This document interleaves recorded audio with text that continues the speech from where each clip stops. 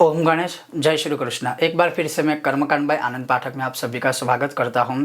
और मार्गशीर्ष माह के ऐसे उत्तम सर्वश्रेष्ठ जो सिर्फ 2 दिन करने वाला उपाय है या 2 तिथियों को करने वाला उपाय है, जो बहुत ही अद्भुत है, जो साक्षात भगवान ने स्वयं स्कंद पुराण में, पद्म पुराण में कहा हुआ है, वह मैं आज आपको श्रवण करवाने वाला हूं। अगर आपको यह विषय वीडियो पसंद आए तो लाइक कीजिएगा, शेयर कीजिएगा, चैनल पर नए हो तो सब्सक्राइब करके घंटे का चिन्ह दबाइएगा। तो चलिए शुरू करते हैं। अब सबसे पहले मैं ये स्पष्टता करना चाहूँगा कि जहाँ पर पूर्णिमांत मार्गशीर्ष माह गिना जाता है उस प्रकार से आप इसे आचरण कीजिए, और अधिकतर जगह पर अमावस्यांत मार्गशीर्ष माह की शुरुआत होती है तो वहाँ उस प्रकार से आचरण करने की आवश्यकता होती है, क्योंकि हर प्रांत में या अधिकतर प्रांतों में इसी प्रकार से हमारे देश में चलता है। लेकिन जो मूल रूप है कि मार्गशीर्ष माह की जो ऐसी महान 2 तिथियां जो साक्षात भगवान ने स्वयं कहा है कि मार्गशीर्ष शुक्ल द्वादशी को और मार्गशीर्ष पूर्णिमा को यदि गाय के दूध से मुझे स्नान कराया जाए तो वह बड़े बड़े पातकों का नाश करने वाला है। जो मनुष्य मार्गशीर्ष माह में मुझको मधु और शक्कर से स्नान करता है, अर्थात शहद और शक्कर से भगवान को स्नान कराता है, वह स्वर्ग लोक में जाने पर राजा के समान सुख भोगता है। उसी प्रकार से जो अगहन में मुझे दूध से नहलाता है वह स्वर्ग लोक में चंद्रमा, इंद्र, रुद्र और मरुदगणों पर विजय प्राप्त करता है।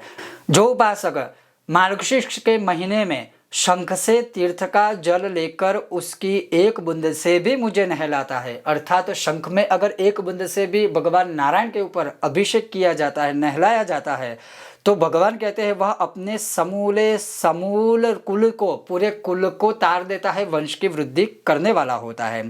जो अगहन मास में भक्ति पूर्वक शंख ध्वनि करके मुझे स्नान करवाता है या कराता है, उसके पितर स्वर्गलोक में प्रतिष्ठित हो जाते हैं। जो शंख में जल भरकर ओम नमो नारायणाय का उच्चारण करते हुए मुझे नहलाता है, अभिषेक करता है, वह संपूर्ण पापों से मुक्त हो जाता है। नदी, तड़ांग अर्थात तालाब, समुंदर, बावड़ी, कुआं आदि का जो जल शंख में रखा जाता है वह सब गंगा जल के समान हो जाता है। जो मेरे इस ऊपर अर्थात मेरे स्वरूप के ऊपर इन जल से अभिषेक करता है ओम नमो नारायणाय बोल के, वह सभी प्रकार के सुख को प्राप्त करता है। उसके पश्चात भगवान आगे क्या कहते हैं कि यह जो अभिषेक किया हुआ दही है, दूध है या जल है, वो अभिषेक करने के बाद चरण के अमृत के समान अगर वो पीता है तो उसके सभी पापों का विनाश हो जाता है। और न सिर्फ पीता है, पीने के बाद वह मस्तक पर धारण करता है, वह तपस्वी मुनियों में सबसे श्रेष्ठ बन जाता है। तीनों लोक में जितने तीर्थ है वह सब मेरी आज्ञा से शंख में निवास करते हैं, खास करके इस माह में। इसीलिए इस माह में शंख से पूजा करना मेरे लिए श्रेष्ठ माना गया है। उसी प्रकार से अगर मुझ पर अभिषेक ना करके भी शंख में जल भर कर उस जल को दूसरे दिन सुबह पूरे घर में अगर छिड़का जाए तो घर की जो नकारात्मक ऊर्जा है वह संपूर्ण रूप से दूर हो जाएगी।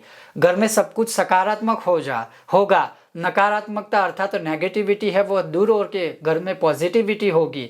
कलह का विनाश होगा, क्लेश नहीं होगा, और बहुत सारी जो आदि अर्थात भूत, प्रेत, पिशाच आदि ऐसी कोई भी चीज अगर है वह भी दूर हो जाएगी। अगर मार्गशीर्ष माह में भगवान विष्णु के कथन के अनुसार, कृष्ण के कथन अनुसार शंख के द्वारा इस प्रकार से सारे प्रयोग किए जाए।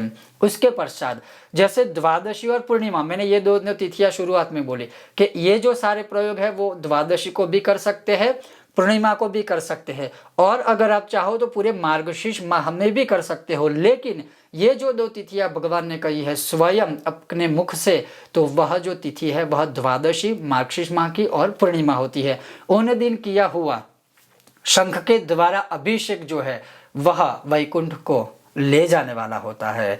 तो ये भगवान का स्वयं जो वचन था, भगवान के मुख से निकला हुआ जो कथन था, वही मैंने आपको श्रवण करवाया।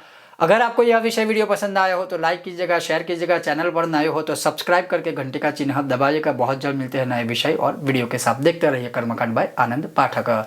ओम गणेश, हर हर महादेव।